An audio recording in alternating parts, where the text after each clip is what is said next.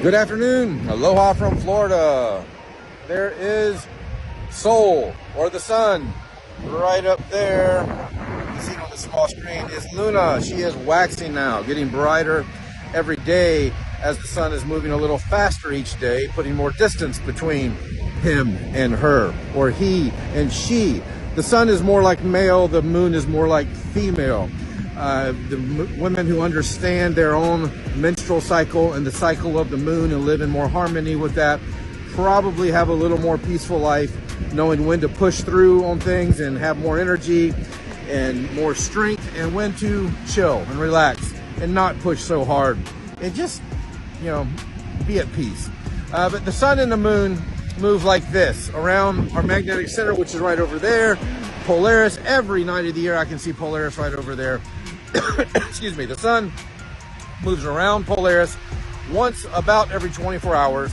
The moon does it a little slower than 24 hours. So once a month, the sun will lap the moon, and the sun will go around Polaris for summer solstice, which is coming up July 21st, I believe. And then it'll start moving back over the equator as it's making a circle around Polaris down to the Tropic of Capricorn. That'll be the winter solstice, December 21st, and back. And that's how we got our seasons, from our small, local, close electrical sun that is moving over our flat and stationary surface around our magnetic center. Now the moon will do this same journey, but it'll do it every single month.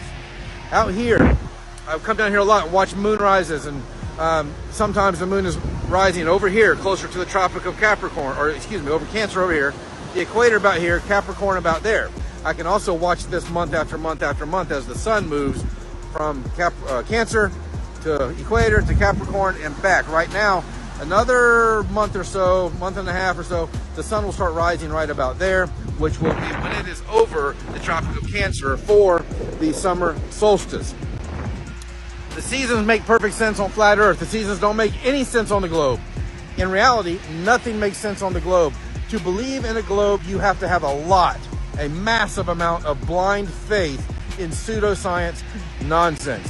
If you question the globe, if you question the heliocentric hypothesis, it will literally start falling apart in front of your eyes once you start researching reality, the natural physics of a large body of water, or how about the physics of aviation, or the physics of a microwave transmission, which is always line of sight. It can go hundreds of miles at a time.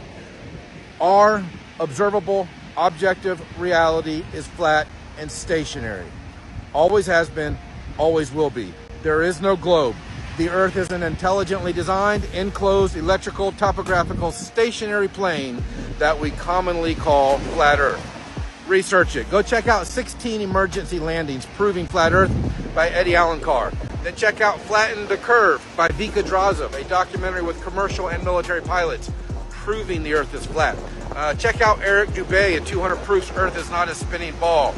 Check out flatearthdave.com. Soon, by the end of this year, you'll be able to check out my book, which will be the top 10 facts proving flat Earth. Have a great day. God bless. Good afternoon. Aloha from Florida. So once again, I need to address the subject of perspective and atmospheric conditions. People want to claim that from an observer to an object far in the distance, that there is curvature because you can't see the base of the object, whether it is a building 10 or 20 miles away, or whether it's a ship sailing out to sea, or whether it's an entire skyline like Chicago 50 or 60 miles away, or even if it's the sun or the moon or the stars themselves.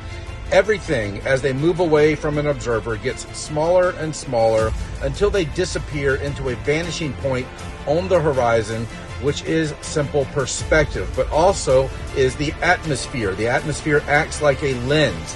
In looking from an observer to an object far in the distance, the atmosphere will cause that to appear to start going downward as it goes farther away. You can do this with a candle on your table. Put a candle on your table, get some kind of a lens for like a computer screen or something, put it between you and the candle, and then drag the candle away from you and watch the candle flame disappear into the table as you are viewing it through the lens, or it will appear to, but of course it doesn't.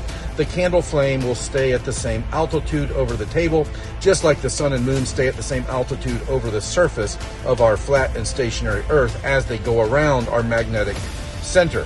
So the reason that things are obscure on their base or at their base when they are far away on the y-axis from the observer to the object is because of perspective and because of atmospheric conditions. It is the effects of the atmosphere and the effects of perspectives. It is not the effects of curvature. Your weak argument, for those of you who claim that's curvature straight ahead, is nothing more than the alleged effects of the alleged curvature. But it's just the effects of perspective and the effects of the atmosphere.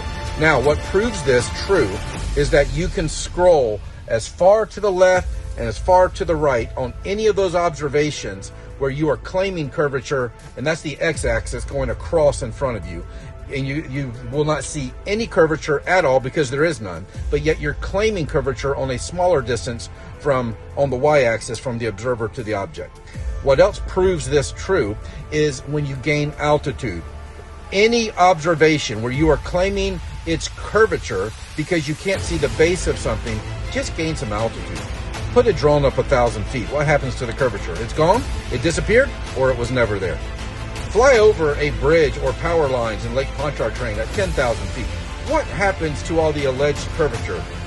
Does it disappear, or was it never there to begin with? It was never there. There is no curvature.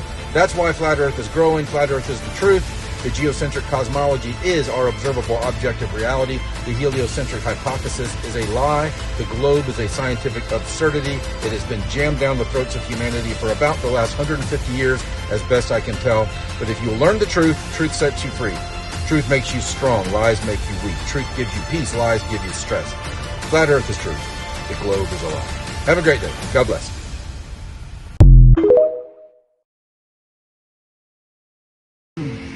Good evening. Aloha from Florida. Back at the ocean, looking out at the always perfectly flat, level, horizontal horizon.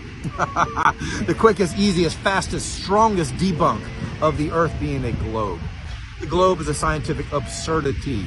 The heliocentric hypothesis is nothing more than pseudoscience nonsense. If you will research reality for yourself, go listen to both sides of this debate or argument and then realize there is no debate, there is no argument.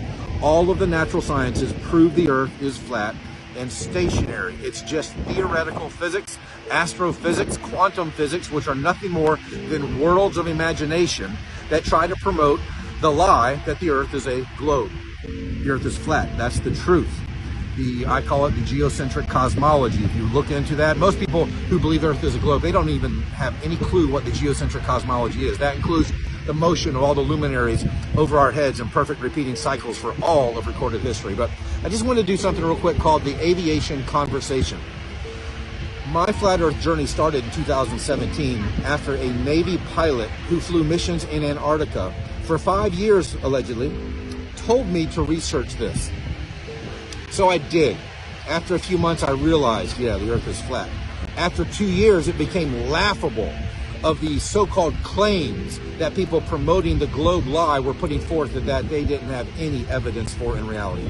Everything that anyone will try to use to say that the Earth is a globe is nothing more than a belief and opinion based on a false assumption. So my first introduction to flat Earth was from a pilot. Since then, I have had dozens and dozens, probably over 100 conversations with pilots about flat Earth.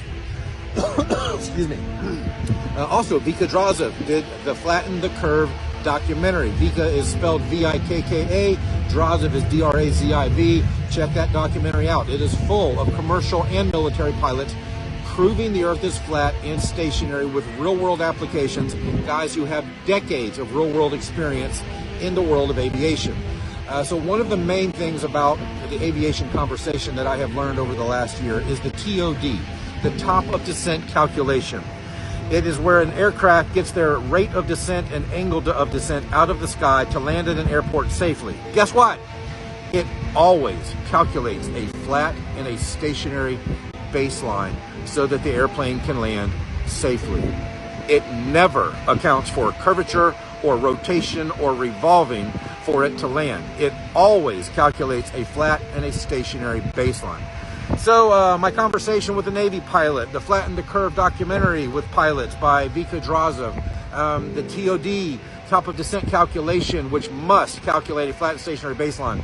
And then what else? Oh, the flight paths. How about 16 emergency landings proving flat Earth by Eddie Allen Carr? It's a book. There's a lot of videos on it on Flat Earth Banjo on YouTube. Eddie Allen Carr is the author, a man with a master's degree in emergency management. And when he was tracking a soccer team, their airplane came under an emergency and they had to fall out of the sky quickly to land safely.